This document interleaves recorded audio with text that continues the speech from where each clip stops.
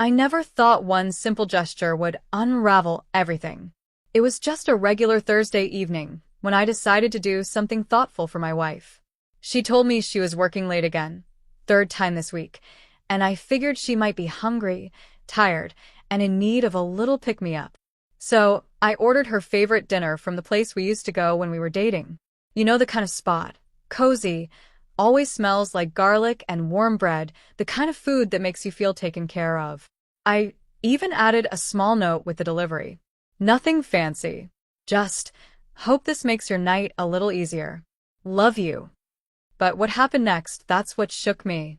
The delivery driver called me about 30 minutes later. He sounded confused. Said the receptionist at her office told him my wife wasn't there. In fact, the whole floor had already cleared out an hour earlier. I paused for a second, thinking maybe he got the address wrong. I triple-checked. Same place she's worked for years. Then I texted her. No answer. I waited. Called. Still nothing. That's when something started to feel off. A pit in my stomach I couldn't ignore. Now, before anyone jumps to conclusions, let me say this. My wife and I, we've had a solid marriage. Or, at least I thought we did. We weren't perfect, but who is? We had our moments. Some arguments, some quiet spells. But nothing that ever felt like it could break us. That night, though, everything started to feel different. Like I had been missing something hiding in plain sight. I sat on the couch for a while, dinner getting cold next to me, just staring at the door, half expecting her to walk in with an explanation. Something that would make it all make sense. Maybe she left work early to surprise me, or maybe her phone died, or she just needed time to herself. But even as I tried to come up with answers, a small voice in the back of my mind kept whispering things I didn't want to hear. It's weird how quickly your mind goes from trust to doubt when something doesn't add up. The thing is, I wouldn't have even questioned her story if I hadn't sent that food. That one small act, meant to show love, ended up opening a door I wasn't ready to walk through. And once that door cracked open, I couldn't stop myself from stepping in. So where was she really that night? Why lie about working late? And what would I find if I started digging deeper? This story isn't just about a dinner delivery gone wrong. It's about what happens when you start to notice the little things that don't match up and the quiet unraveling of trust in a relationship you thought was safe. And let me tell you, what I discovered next changed everything. I kept checking the time. Every minute felt longer than the last. My mind raced through every possible explanation that didn't involve anything bad. Maybe she stopped to help a friend. Maybe there was an emergency. Maybe the office had a last-minute meeting somewhere else. But deep down, I knew something wasn't right. You can feel it in your gut when something's off with someone you know like the back of your hand. That night, her silence spoke louder than anything else. By 9:30 p.m., I couldn't sit still anymore. I drove by her office just to see for myself. The parking lot was empty. All the lights were off except for the security lights. It looked like it had shut down hours ago, just like the delivery guy had said. I sat there in my car, hands gripping the wheel, staring at the building that suddenly felt unfamiliar. It was the same place she left for every morning, the place she said she was staying late at. But tonight, it felt like a stranger's address. I didn't want to jump to conclusions, but something inside me had shifted. And when she finally walked through the door at home just past 10 p.m., acting completely normal, something in me couldn't play along. She looked tired, a little flushed like she'd been rushing, but she smiled and kissed me on the cheek like nothing was wrong. "I'm sorry, today was insane," she said, dropping her bag and kicking off her heels. "We had to pull together this last-minute presentation for the client. I didn't even get a break to text." I nodded, trying to keep my voice steady. "That's weird," I said. "I sent dinner to your office. They said you weren't there." She froze. Just for a second. A blink too long. And then she laughed. It sounded off. "Oh no, you didn't." "That's sweet, but I ended up leaving early to meet one of the girls from work at a coffee shop to finish up the project. Probably missed the delivery guy." That was it. That was her explanation. But something about the way she avoided eye contact, the way she busied herself unpacking her bag, it didn't sit right with me. And I knew her well enough to know when she was covering something up. The next morning, she acted like everything was normal. Made coffee, scrolled her phone, asked if I wanted eggs. I watched her, trying to convince myself that I was overthinking it. But the more I thought about it, the more the cracks started to show. Little things I'd brushed off over the last couple of months suddenly came flooding back. Late nights at work that seemed too frequent. That one weekend she said she was at a company retreat, but never posted a single picture. How she kept her phone face down all the time, and how she'd started taking longer to get ready even for casual days. I hadn't noticed it before. Or maybe I didn't want to. That day while she was at work, I decided to check something. I wasn't proud of it, but I needed to know. I logged into our shared phone account and pulled up the recent call logs. I wasn't looking for anything specific, just trying to quiet that voice in my head. But I saw one number show up over and over again. Same area code, same time of day. Early mornings, late evenings. Even weekends. Not saved in her contacts. I stared at it for a while. Maybe it was a colleague, I told myself. But if that were true, why hadn't she ever mentioned it? And why were they talking almost every single day? I didn't call the number. Not yet. I wasn't ready for whatever might be on the other end. Instead, I saved it just in case. The next few days, I watched her a little differently. Not in a creepy way, just more closely. I started to notice how often she smiled when she looked at her phone, how quickly she closed her laptop when I walked into the room, how she never left it out of reach. It was like she was guarding something. One night, I asked her casually about work. So, how's that new project going? The one you stayed late for? She paused. Oh, it's been wrapped up. We submitted it on Friday. That was the same night I sent the food. Her story didn't line up. And the more I tried to pretend everything was fine, the more it felt like I was lying to myself. I couldn't shake the feeling that there was another version of her life that I wasn't part of. Like she was living in two worlds, one she shared with me, and one I wasn't supposed to see. I hadn't told anyone. Not yet. I didn't want to make a big deal out of something if it turned out to be nothing. But it was getting harder to sleep. Harder to focus. My chest would tighten every time she looked at her phone and smiled. And every time I asked myself if I was just being paranoid, the voice in my head would whisper the same thing. She lied once. What else is she hiding? I knew I couldn't sit on this much longer. But I wasn't ready for answers. Not yet. Because part of me still hoped that there was an explanation I hadn't thought of. Something that would make it all make sense again. I just needed one more piece of the puzzle. One more clue. So, I decided to do something I never thought I would. Not because I wanted to catch her doing something wrong, but because I needed to know the truth. And the next step I took, well, let's just say that's where things really started to change. That weekend I told her I had some errands to run. Nothing big, just groceries, picking up a few things for the house. She didn't ask many questions, just gave me a distracted, okay, drive safe, without looking up from her phone. That phone was starting to feel like a wall between us. Always in her hand, always with the screen turned away. I couldn't remember the last time she'd left it on the kitchen counter or charged it in the living room like she used to.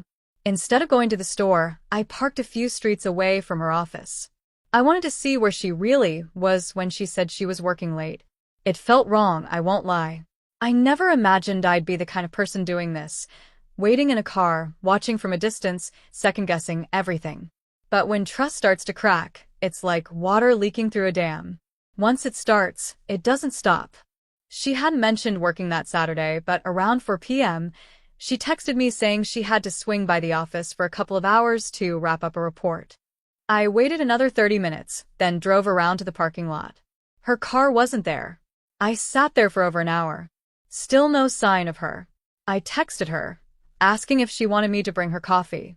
She replied almost instantly, "No need. I'm leaving soon anyway." I stared at her message, then at the empty parking lot, feeling my throat go dry. If she wasn't there, where was she? Later that night, I didn't bring it up. I couldn't. Not yet. I felt like I was standing on the edge of something, and one wrong move would send everything crashing down. I started replaying conversations in my head, trying to figure out what I missed. There was this one night a few weeks back, we were watching a movie, and her phone lit up with a message. She picked it up quickly, smiled faintly, and tucked it away. I asked who it was, and she said it was just a group chat from work. At the time, I believed her. But now I wasn't so sure. I also remembered her friend Hannah, someone she used to hang out with often. I hadn't heard her mention Hannah in months. I thought maybe they drifted apart, but what if there was a reason? I reached out to Hannah through social media. Nothing dramatic, just a, "Hey, have you been? Haven't seen you and Sarah together in a while." Her reply was polite but careful. "Yeah, it's been a minute. Things got kind of distant, I guess." That was all she said. But the way she said it felt loaded. Like there was more she wasn't telling me. I didn't push. I knew if I asked too many questions, I'd raise red flags. But now a second thread had pulled loose, and I couldn't ignore it. By Monday, I was in full detective mode. I felt ashamed of it, but I needed answers. I started noticing things I hadn't before. Her work clothes smelled like a different kind of cologne sometimes, not mine. She was wearing new jewelry I didn't remember buying her. Her moods shifted more often too, snappy one minute, overly affectionate the next. Almost like she was trying to cover something up with extra sweetness. And then there was the number. That same number from the call log. I finally worked up the nerve to call it, blocked, so they wouldn't see my number. It rang twice, then went to voicemail. A man's voice. Calm, professional. "Hey, you've reached Marcus. Leave a message." That was it. No mention of a company. Nothing about being a coworker. Just Marcus. I hung up and sat there, heart pounding. The name meant nothing to me. She never mentioned anyone by that name. I scrolled back through her social media, looking for anyone named Marcus. Nothing. No tags, no likes, no mutual friends. Whoever he was, he didn't exist publicly in her life. At that point, I started to wonder, was I the only one still living in our marriage, while she had already checked out? But even then, part of me still held on. I didn't want this to be what it looked like. I wanted there to be a reason, a story that made sense, a missing puzzle piece that fit. Maybe it wasn't what I thought. Maybe Marcus was just a friend. Maybe there was something I hadn't considered. But as the pieces kept piling up, the picture wasn't looking good. I didn't know if I was ready to confront her. What would I even say? "Hey, I tracked your call history and followed you to work?" It sounded crazy. But not knowing was slowly tearing me apart. Every night, I'd lay next to her and feel a distance I couldn't cross. I'd listen to her breathing, wonder what she was dreaming about, and whether it was about me or someone else. There were too many open questions. Where was she really going when she said she was working late? Who was Marcus? Why had she started pulling away, little by little, like I wouldn't notice? And maybe the biggest question of all, was our marriage already over, and I was just the last one to realize it? The truth was getting closer. I could feel it. But I also knew once I found it, nothing would ever be the same again. By the middle of that week, I was barely functioning. At work, I'd stare at emails without really reading them. At home, I'd nod along to conversations with her, pretending everything was normal, while inside, everything was unraveling. I wasn't eating right. I wasn't sleeping. I was drowning in this weight of not knowing, and the not knowing was worse than any truth I could imagine. Every minute I wasn't with her, I was thinking about where she might be, what she might be doing, and most of all, who she might be with. I couldn't shake the name Marcus. It echoed in my head every time her phone buzzed. I started noticing more patterns. She'd take her calls in the bathroom with the door closed, or suddenly step outside for fresh air. And always with that same careful, practiced calmness that made it clear she was hiding something. I wasn't even sure she realized how different she'd become. She laughed less, looked through me more, kissed me like it was a habit, not a choice.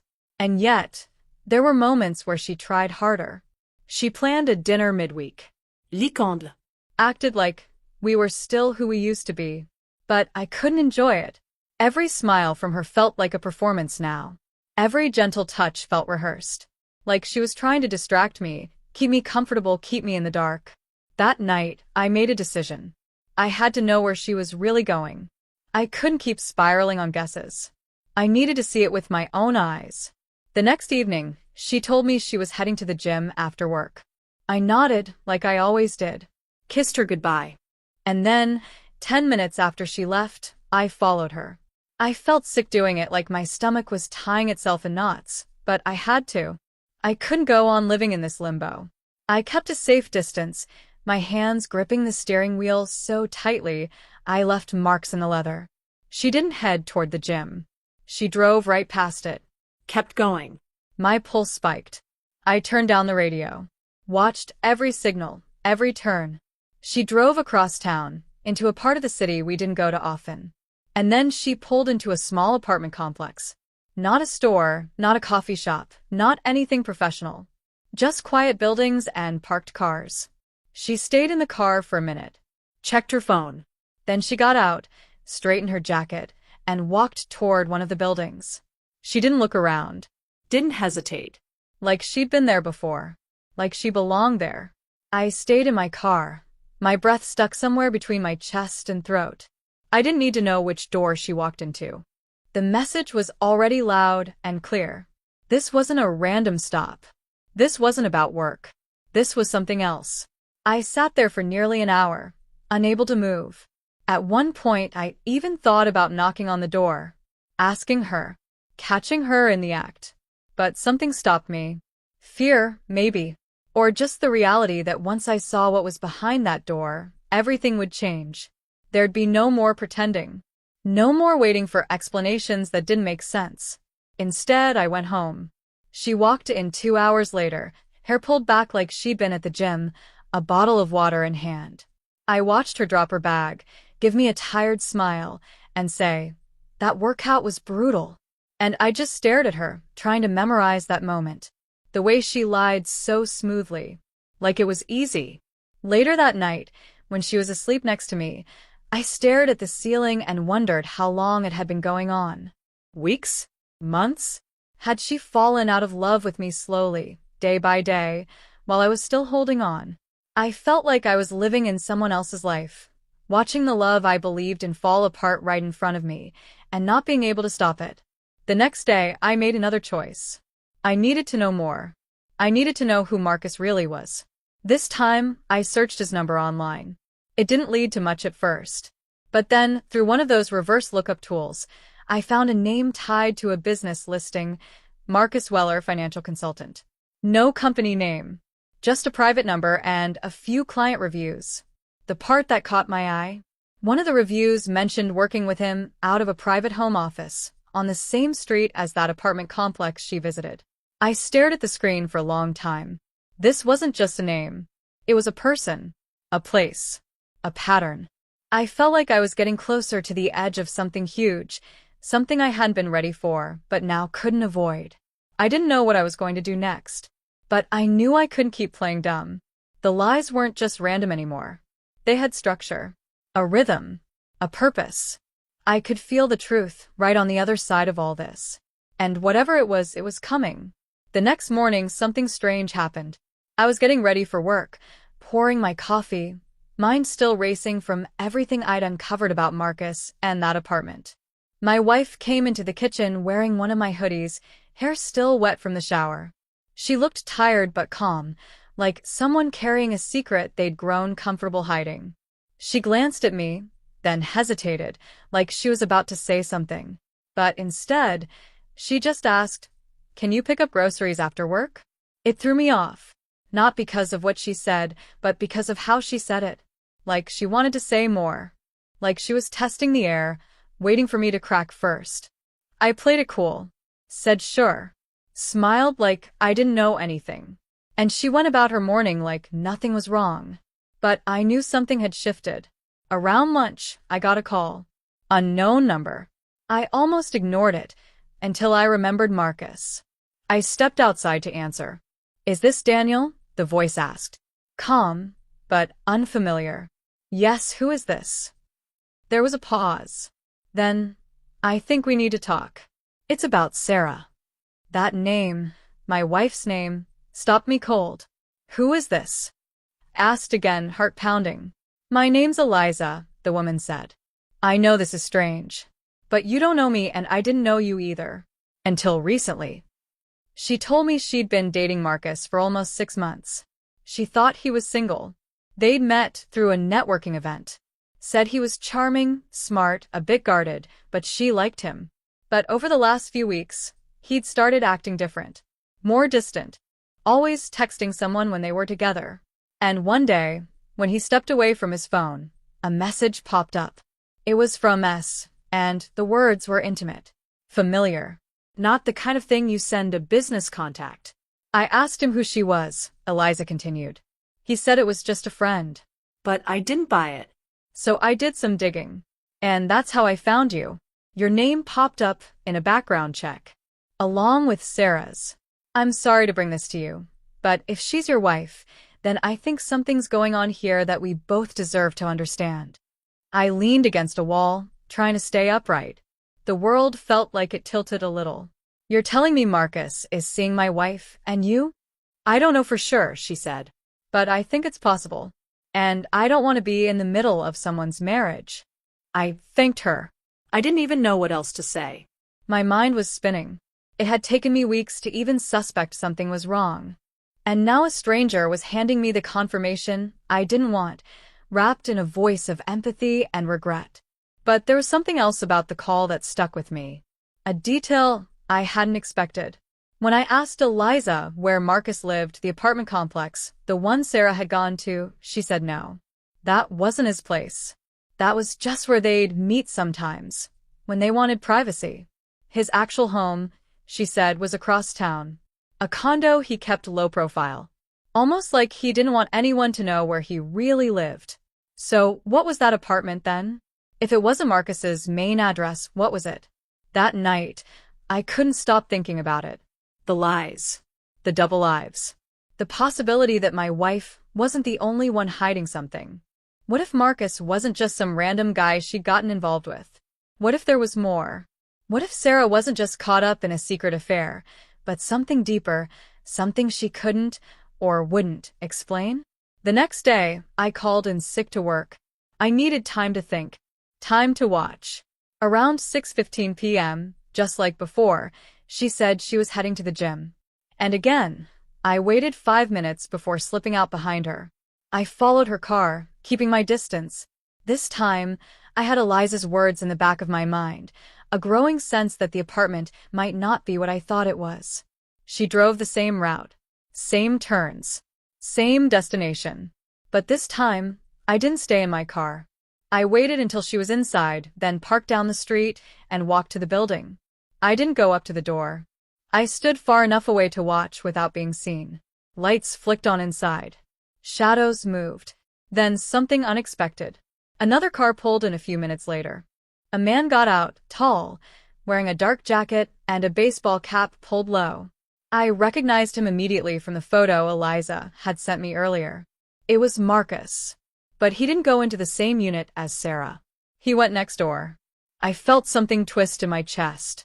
Confusion. Panic. A dozen questions all at once. 2 units. 2 people. Same time. What were they really doing here? I waited, my body tense. Then another twist. Sarah stepped outside and knocked on Marcus's door. He answered. She stepped inside. The door closed behind her. Whatever this was, it was happening now. And I was standing right on the edge of something I couldn't unsee. I stood there, frozen on the sidewalk, heart pounding in my ears as the door closed behind her. My wife, stepping into another man's apartment, while I stood in the dark, trying to catch my breath. Everything I'd feared, everything I'd suspected, was now right in front of me. I'd spent weeks going in circles, doubting myself, trying to piece things together, and now there was no doubt. She was there. With him. And she didn't even know I was watching. I wanted to march up there and knock. Demand answers. Scream if I had to. But something held me back. Maybe it was the fear of what I'd hear. Maybe it was because, deep down, I wasn't just angry, I was hurt. Crushed. The woman I shared a home with, built a life with, was living a second life behind my back. I waited. Time moved slow. Every car that passed sounded louder than usual. Every flicker of movement in the windows made my pulse spike. And then, after almost 30 minutes, something I didn't expect happened. Another man showed up. Not Marcus. Someone else. He didn't knock, he used a key. I ducked behind a bush, just barely able to see as the door opened again, and this new guy walked in like he belonged there. Now I was confused. Who was he? What was he doing there? And more importantly, why did he have a key to the same apartment my wife had just entered? I waited another 20 minutes until my curiosity got the better of me. I couldn't just sit there anymore. I needed to see what was going on with my own eyes. So I walked up to the building and looked for a back entrance. To my surprise, the side door was propped open. Probably for air. Maybe someone had forgotten to close it. I slipped in and made my way quietly up the stairs, each step echoing louder than I wanted. I stopped just outside a unit. My ears were ringing. My throat was dry. I leaned in and listened. I didn't hear what I expected. There wasn't laughter. There wasn't whispering. There were raised voices, urgent, serious, like something had gone wrong. You shouldn't have brought him into this, one voice said sharply. It was the man who'd arrived last. I didn't plan for that, Sarah replied. I recognized her voice right away. But I had no choice. If I didn't, he would have found out everything anyway. Found out what? What were they talking about? Then Marcus's voice cut through, lower, more controlled. We have to move fast now. It's only a matter of time before someone else gets curious. I couldn't take it anymore. I knocked. Silence. Then fast footsteps. The door creaked open a few inches, just enough for Sarah to see my face. Her eyes widened in pure shock. Daniel, she whispered. What are you doing here? I looked past her. Marcus was standing in the middle of the living room, his arms crossed. The third man stood near a table, looking uncomfortable. None of them said anything. They just stared. I could ask you the same thing, I said, voice steady but shaking inside. What is this? Sarah stepped outside and closed the door behind her. She looked pale, like all the blood had drained from her face. You weren't supposed to be here, she said. I followed you, I told her. I've been following you for days. And I know about Marcus. I know this isn't just some gym night or a late work excuse. She looked away, hands trembling slightly. It's not what you think. Then tell me what it is. Because from where I'm standing, it looks like my wife is sneaking around with two men behind my back. She shook her head. Marcus isn't like that. We're not having an affair. Then what the hell is going on? That's when she told me. Marcus wasn't her boyfriend. He was her half-brother. The man who had just entered the apartment was a lawyer. And the entire reason they were meeting secretly was because Sarah had recently discovered that her father, someone I knew had passed away years ago, had left behind a second family and a complicated legal mess involving hidden assets, debts, and property under false names. The apartment was being used to meet quietly because some of the assets were tied to names that could trigger legal disputes if discovered too early. The secrecy wasn't about cheating, it was about trying to settle things before everything exploded. Marcus had been handling the financial side. The lawyer was preparing documents. Sarah had kept it from me because, in her words, I didn't want to drag you into this mess. I was trying to protect you. I didn't know whether to laugh or collapse. I stood there for a long time, trying to absorb everything. My wife, who I thought was lying and cheating, was actually wrapped up in a strange, personal mystery involving family secrets and hidden inheritances. The phone calls, the apartment, the lies, they were all real. But the story behind them was something I never could have guessed. I should have told you, she said finally. I'm sorry. I stared at her. You should have. But just as the tension started to settle, a phone rang from inside the apartment. Marcus picked up. His face changed instantly. They found one of the accounts, he said. It's been accessed. Not by us. We all froze. That's when I realized the story wasn't over. Not even close. Everything after that phone call moved in fast, blurry waves. Marcus's expression had shifted from calm to full alert in seconds. He was already pulling up files, flipping open a laptop, calling someone I didn't know. The lawyer started gathering documents, speaking quickly in legal terms I could barely follow. Sarah just stood there beside me, still pale, still quiet, her hand clutching her phone like it was the only thing keeping her grounded. I was still trying to catch up. She wasn't cheating. She wasn't living a double life in the way I thought. But she had been hiding something huge. And now someone else had found part of it. A hidden account, apparently tied to her late father's assets, had just been accessed by someone they didn't recognize. That account was supposed to be sealed off, buried in paperwork until everything could be settled quietly. Now it was exposed. Sarah turned to me, finally speaking in a low, serious voice. This is why I didn't want to involve you. There's more to this than just money. There are people who don't want this truth to come out. At this point, the story had shifted from suspicion and heartbreak into something I could barely believe. For weeks, I thought I was watching my marriage fall apart because of betrayal. But the real story was more like something out of a thriller. Family secrets, legal traps, hidden money, and now someone trying to beat them to it. Over the next few days, everything came out. Sarah and Marcus explained everything from the start. Their father had kept a second family. Marcus was the son of a woman no one knew about. After he died, certain old files and accounts were left behind, registered under fake names and shell companies. When Marcus discovered a few pieces of it, he contacted Sarah. She didn't believe him at first.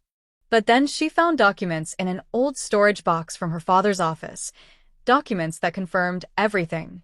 They didn't go public or involve lawyers right away because the money wasn't the only issue. There were possible fraud charges tied to some of the accounts. If anyone found out too soon, it could ruin reputations, maybe careers. So they decided to quietly sort it out. That's why Sarah lied. That's why she disappeared so often. And yes, she admitted, she should have told me from the start. But she thought she could fix it without dragging me through it. I listened to it all. I was angry. Not just about the lying, but because she didn't trust me enough to let me in. But I also understood. Sometimes people keep things close not because they're hiding from you, but because they're afraid of what it means to share the weight. She was scared, overwhelmed, and trying to do what she thought was right. We spent that week rebuilding trust one hard conversation at a time. I told her everything too, how I followed her, how I called Marcus, even how I talked to Eliza. She was shocked, but not mad. In a weird way, I think she respected it. We both had been living in fear, just in different ways. Eventually, the lawyer helped them freeze the compromised account and start the legal process to move forward officially. Marcus backed off once things stabilized, choosing to keep a quiet distance. He wasn't trying to cause problems. He just wanted what he felt he was owed from the father, who kept him hidden. And Sarah, she finally came clean with the people closest to her. The stress lifted off her in layers. She wasn't perfect and neither was I. But for the first time in weeks, it felt like we were back on the same side. It wasn't an easy fix. Trust doesn't bounce back overnight. There were nights where I still lay awake wondering how we got here. But we talked more. We got uncomfortable together. And slowly, the space between us started to close. Looking back, I realized something important. The danger of secrets isn't always in what they hide, it's in what they cost. Sarah's secrecy nearly cost us our relationship. My silence and paranoia nearly did the same. But when the truth finally came out, messy and chaotic as it was, it gave us something solid to rebuild from. So yeah, it started with a dinner I sent to her office. A small gesture that revealed a much bigger story. One filled with lies, family drama, hidden truths, and a kind of love that had to be tested to survive. In the end, what really saved us wasn't catching a lie. It was choosing to stay after the truth came out. That part was real. And that was enough to begin again.